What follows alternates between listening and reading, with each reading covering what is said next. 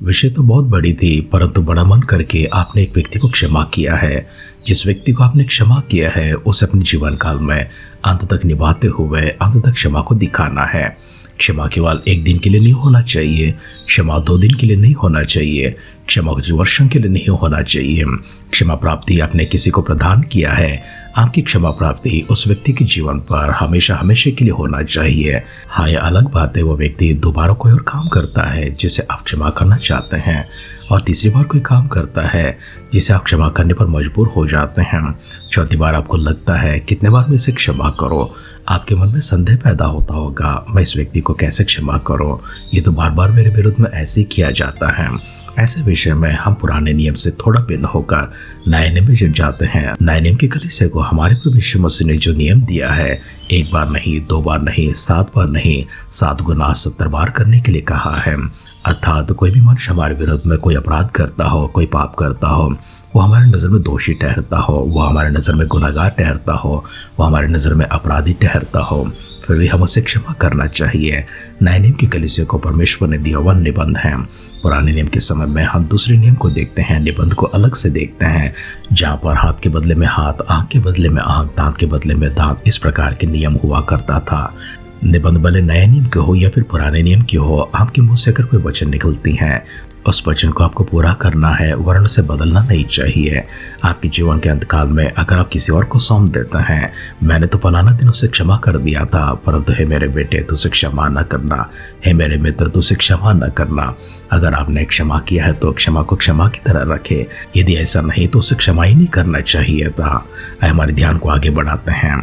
हमारी अध्ययन राजाओं का पहला ग्रंथ में चल रही है, जहाँ पर हम बुढ़ापे में पहुंचे हुए दाऊद को देखते हैं। उनकी जगह पर सिंहासन पर बैठा हुआ और उनकी जिम्मेदारी को संभालता हुआ उनके बेटे सुलेमान को देखते हैं।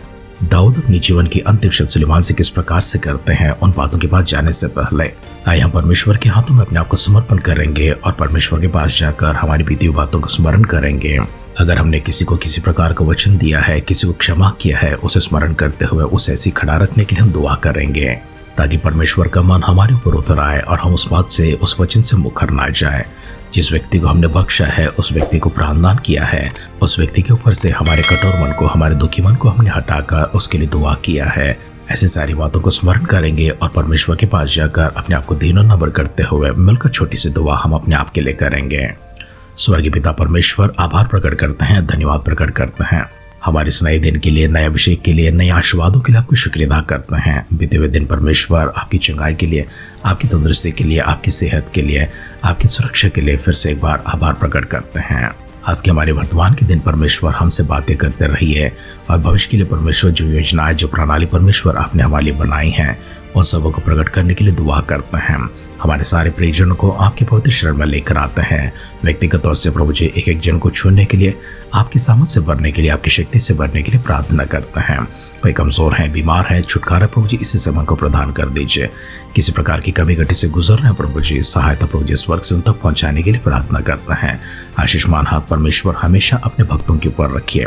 दुआ को सुनकर परमेश्वर अपने देवतन के लिए धन्यवाद करते हुए हमारे उद्धारकर्ता हमारे प्रभु यीशु मसीह के नाम से इस प्रार्थना को मांगते हैं। सुनर कबूल कर पिता, आमेन, आमेन, आमेन।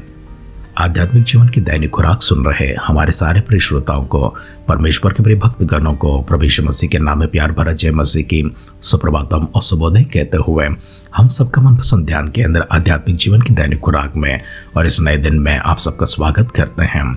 हमारी अध्ययन राजों का पहला ग्रंथ दूसरे अध्याय में चल रही है और उसका पहला वचन से पढ़ते हुए हमारे ध्यान को आगे बढ़ाएंगे।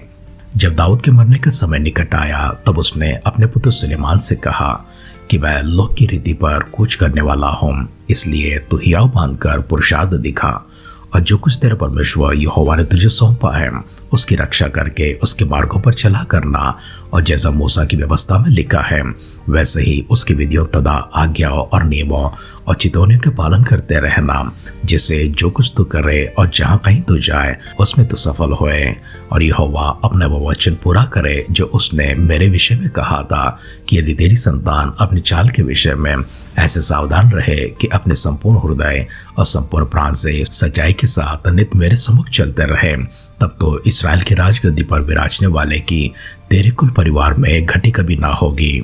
फिर तो स्वयं जानता है कि सोरिया के पुत्र योआब ने मुझसे क्या क्या किया। अर्थात उसने नेर के पुत्र अब्नेर और येतेर के पुत्र अमासा इसराइल के इन दो सेनापतियों से क्या क्या किया। उसने उन दोनों को घात किया और मेल के समय युद्ध का लोहू बहाकर उससे अपनी कमर का कमरबंद और अपने पांवों की जूतियां भिगो दी। इसलिए तो अपने बुद्धि से काम लेना और उसके पक्के बाल वाले अधोलोक में शांति से उतरना न देना। फिर गिलादी बर्जिल्लै के पुत्रों पर कृपा रखना और वे तेरी मेज पर खाने वाले में रहें, क्योंकि जब मैं तेरे भाई अबशलोम के सामने से भाग जा रहा था तब उन्होंने मेरे पास आकर वैसा ही किया था। फिर सुन, तेरे पास बिन्यामीन गेरा का पुत्र बोहरी में शिमी रहता है। जिस दिन मैं महनैम में जाता था उस दिन उसने मुझे कड़ाई से शाप दिया था, पर जब वह मेरी भेंट के लिए यरदन को आया तब मैंने उससे यहोवा की शपथ खाई कि मैं उसको तलवार से न मार डालूंगा, परंतु अब तो उसे निर्दोष न ठहराना। तो बुद्धिमान पुरुष है, तुझे तो मालूम होगा कि उसके साथ क्या करना चाहिए और उस पक्के बाल वाला को लोहू बहाकर उसे अधोलोक में उतार देना। तब दाऊद अपने पुरखाओं के संग सो गया और दाऊदपुर में उसे मिट्टी दी गई। दाऊद ने इसराइल पर 40 वर्ष राज किया। 7 वर्ष तो उसने हेब्रोन में और 33 वर्ष यरूशलेम में राज किया था। तब सुलेमान अपने पिता दाऊद की गद्दी पर विराजमान हुआ और उसका राज्य बहुत दृढ़ हुआ। राजों का पहला ग्रंथ 2 अध्याय का पहला वचन से लेकर 12 वचन तक हमने पढ़कर सुना है। हमने यहाँ पर दाऊद को देखा है जो बहुत ही बूढ़ा हो चुका है, लगभग अपने अंतिम दिनों में था। अंतिम दिनों में अपने पुत्र सुलेमान को बुलाता है और उससे कहता है, परमेश्वर ने मुझसे शपथ खाई थी, अगर तेरी संतान मेरी विधियों के अनुसार, मूसा की व्यवस्था के अनुसार, उन नियमों के अनुसार, उन चेतावनियों के अनुसार चलेगा तो उनकी प्रतिज्ञा के शब्द इस प्रकार से थे कि राजगद्दी हमेशा के लिए ठहरेगी और उसके घर पर किसी चीज की कमी ना होगी। हे मेरे पुत्र सुलेमान, व्यवस्था के इन बातों को स्मरण करना और परमेश्वर की विधियों को स्मरण करना, उन्हें नियमों के अनुसार, उन्हें विधियों के अनुसार तू चला करना। इस प्रकार से व्यवस्था और परमेश्वर के वचनों को दाऊद ने अपने पुत्र सुलेमान को दिया था। यह बहुत अच्छी बात है। हर व्यक्ति को अपने मरने के समय नहीं परंतु अपने जीवन काल में परमेश्वर की विधियों को अपने संतानों को सिखाना है, अपने परिवारों को सिखाना है। परमेश्वर की विधियों के अनुसार चलना उन्हें सिखाना है। परमेश्वर के नियमों के आधार पर किस प्रकार से न दाएं न बाएं मुड़ते हुए अपने जीवन को चलाना है, इसे हर एक माता पिता अपने संतानों को सिखाना है। हर एक घर का मुखिया अपने परिवार को सिखाना है। आज क्रिस्ती होकर आपको और मुझे परमेश्वर यही संदेश देते हैं, यही आज्ञा देते हैं कि हमें भी परमेश्वर के वचनों को सभी को सिखाना है। हम आगे बढ़ते हैं। दूसरी बात हमने देखा है, योआब ने दाऊद के साथ में गद्दारी किया था, बगावत किया था। इस बात को दाऊद ने अपने ही मन में रखा है।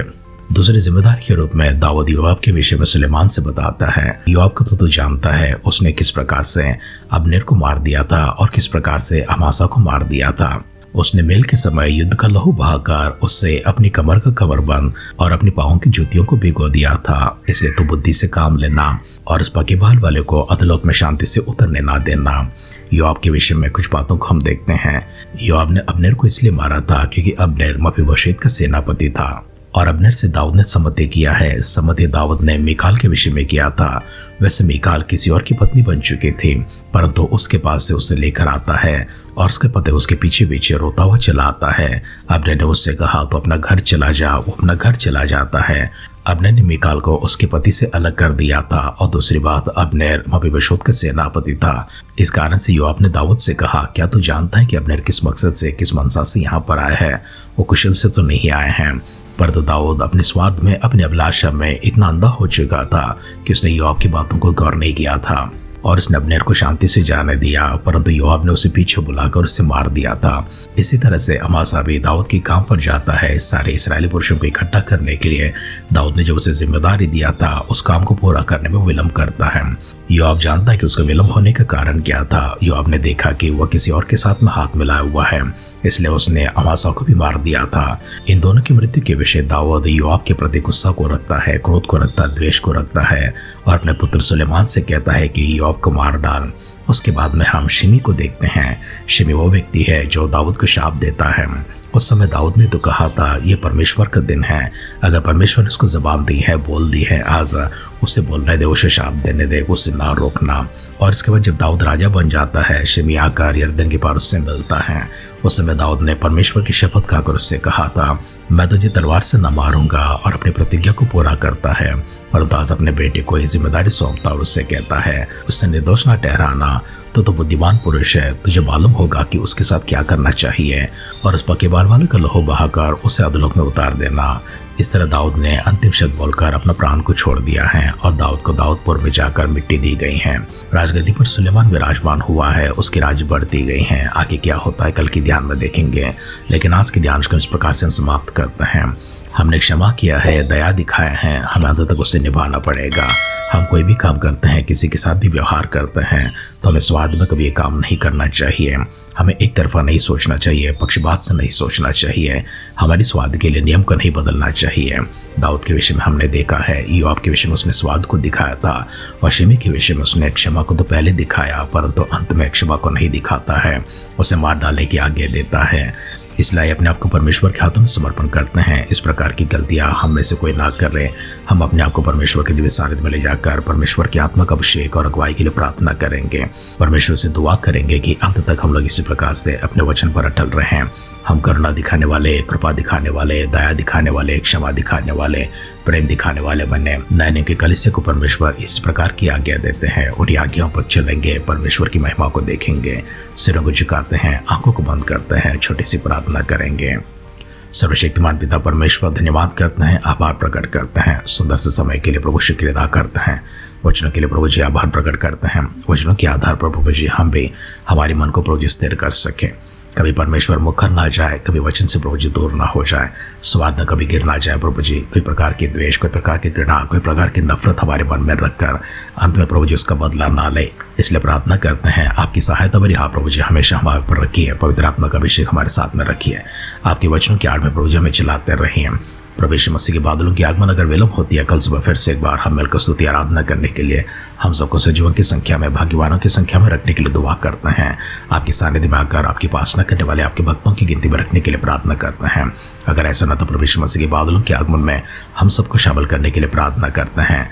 दुआओं को सुनकर परमेश्वर के उत्तर के लिए धन्यवाद करते हुए आभार मन के साथ में हमारे उद्धारकर्ता हमारे प्रभु यीशु मसीह के नाम से इस प्रार्थना को मांगते हैं। सुनर कबूल कर पिता।